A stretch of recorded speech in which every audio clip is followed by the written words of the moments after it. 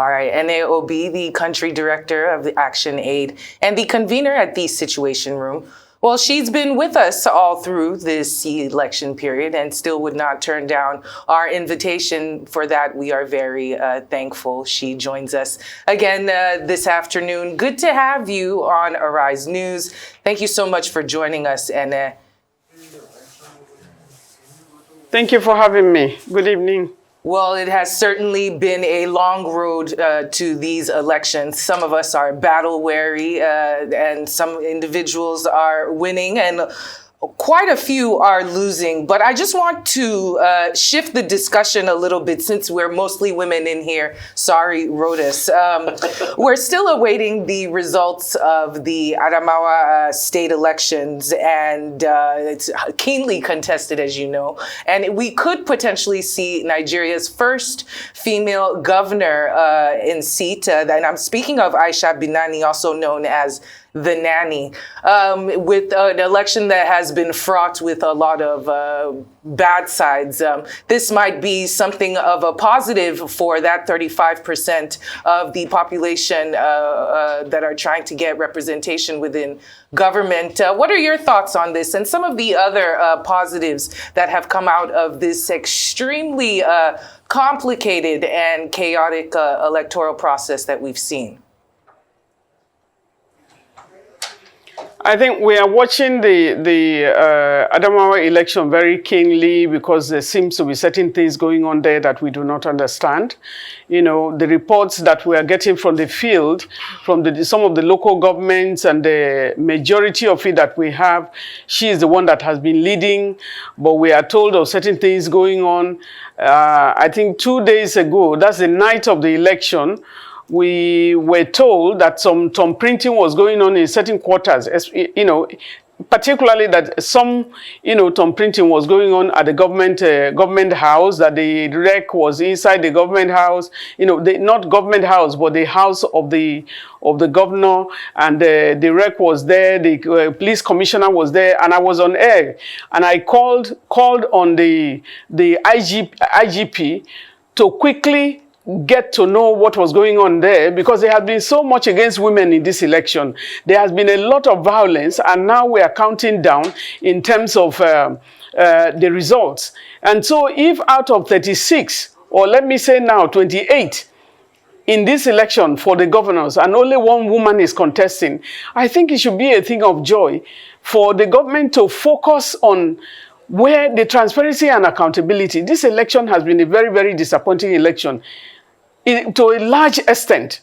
And now we are coming to the closure of the election, and women are celebrating and happy that this is the way this election is going, and we are still watching, because I watched it keenly when both of them went to the polling units. You know, the current governor of Adamawa, when he got to the polling unit, his polling unit to cast his vote, he said they should tell Binani to just consider the election lost. But I saw a lot of calmness, you know, in Aisha Binani, just looking very calm and really watching the process. And there was so much peace in Adamawa. Incidentally, when the voting was going on, there was no problem. But towards the end, and as they were watching the elections, things were changing. And we hope it doesn't change, because these things have happened in some areas before. We had a case of Plateau, where the current Minister of Women Affairs contested election and won that election. Of course, when elections are shabby these days, they will tell you when they have played the role, those who rip it up, you know, they tell you to go to court. And we know that even in this election, this general election, the results that are coming out, the judiciary in Nigeria will be on trial before Nigerians. And we are watching them very keenly, because each and every one of them will be writing their own history. As the judgment, we'll be watching all the judges, we'll be watching and noting all of them, not to cause harm, but to tell them that these are the grandfathers, that these are ancestors of Nigeria, because sometime you are going to graduate to the level of ancestorship. And so, when you look at that, and you know, because of money, you betray yourself. You're not taking money out of this world. Even if you have billions in the bank or in your house, you are going nowhere with any paper. You are just an ash. and you are going to go back. The dust is who you are, and you are going to become a dust someday. Very, very, before you know it. Life is but a moment. And I think people should be careful. So we are watching the election. At one point, we heard, just at the point where we heard that, Aisha Binani was leading, and all of a sudden we are hearing now 35, PDP is leading by 35,000. Women are there protesting. Some of them were wounded. They went to the INEC, headquarters. Many of them are running. Right before I came into the studio, there was a lot of tear gas that was being, turned before I came into the studio from the INEC headquarters in Adamawa State. So we have seen a lot of nakedness in this election because some of the things that you are doing, we are watching you and you think you are the clever one. You are not the clever one at all. When we do things, you look at armed robbers, you are turning Nigerians, unemployment is on this highest rate in Nigeria. For the very first time we are watching Nigeria, we are using Naira to buy Naira. We are looking a lot of it. Look at the resilience of Nigerians, the way they went en masse to the queue. And we knew from the civil society angle, we knew that there would be lower turnout because the trust that they had in the system, the trust was eroded. And so we are watching, and we hope they don't upturn that election. Well, we really hope so. And allow me to interrupt you. We want to bring in our correspondent in Kaduna State, Gbenga Ashiru, to tell us what's happening at the moment. Gbenga, thank you so much for your wonderful coverage of the election. Can you tell us what's the latest in Kaduna State? Thank you so much. It's pretty much of a sad commentary, and if there is anything like a politics meter, I can tell you that the political temperature in Kaduna State at Akwangarimi area, close to the INEC headquarters, can be likened to 100 degrees centigrade. And because we talk about the tight presence of heavy security around the perimeters, the circumference of the INEC office in Akwangwarimi area in Kaduna State, now they've cordoned the area. Journalists have not been allowed to go because we were told that we were to reconvene at the INEC headquarters just down there at 6 p.m. So we went as early as we could. We had to force our way through several security checkpoints, but at some point we knew that this security is watertight. You can see vehicles being turned back.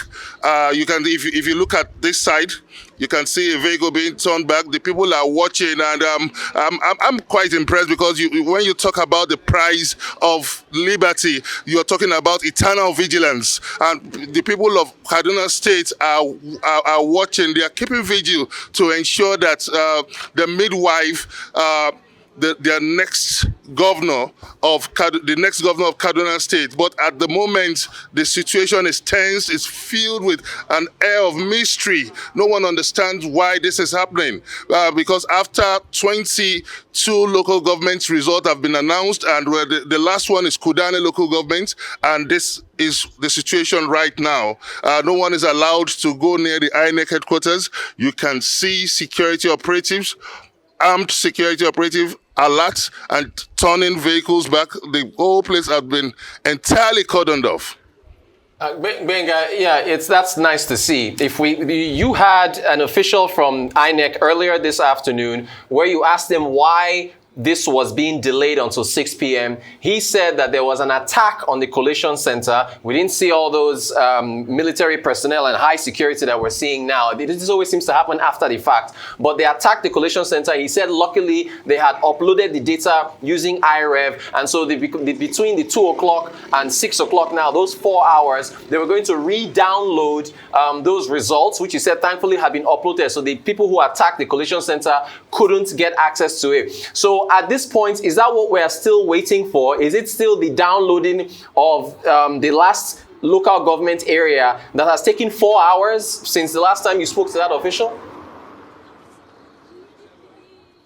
Yeah, the last time Cynthia asked a question that what is the atmosphere right now? And I can tell you that the situation, the political temperature is likened to 100 degrees centigrade because like you mentioned earlier, that the explanation that we were given was that even not just an attack, is the INEC Administrative Secretary Mohammed Awal Mashi said there was an invasion at Kaduna local government area, and they tore the result to pieces, and they said that luckily that the result had been uploaded to the IREV, and they are waiting to download the result from the IREV. So I asked the question, I asked him, how can we verify that the result uploaded was the result turned?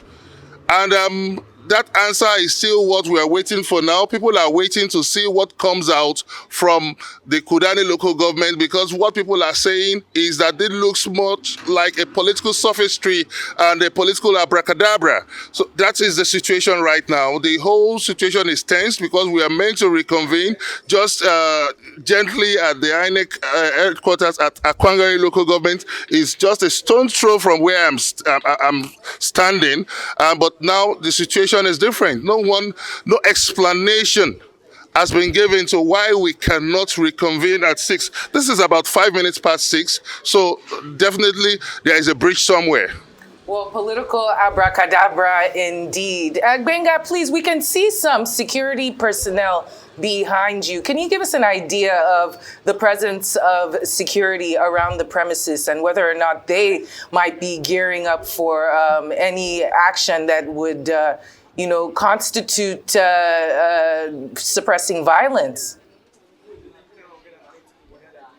Yeah, I think there is an intelligence report that anticipates a security breach, if I would use that word, because when we were coming from that end of that side, we saw fierce-looking people that looked like suspected, what I could call suspected thugs, and they are also boiling. Cynthia raised a genuine suspicion of why the IREV why the downloading of the result was being delayed. And I said that was a genuine suspicion. So that is the mood right now. There are people who are waiting to see the outcome of the last local government that has not been announced. That's Kudan local government area. 22 local governments areas results have been announced out of the 23. This is the last one that we are waiting for. As at yesterday, 19 local government was announced, and they told us that we should reconvene at 12 today for the announcement of the 4 local governments. The one of Lere, Benengwari, and one other local government was announced, leaving that of Mashi. So that of Kudan local government, and people are wondering, why should this be? INEC has introduced a lot of reforms, everything, and you remember that this election was actually postponed for a week for INEC to tighten their loose ends. So the air right now is an air of huge disappointment at INEC and also on the process so far. Our political correspondent, Gbenga Ashiru, thank you so much for bringing us up to speed, and please do stay safe.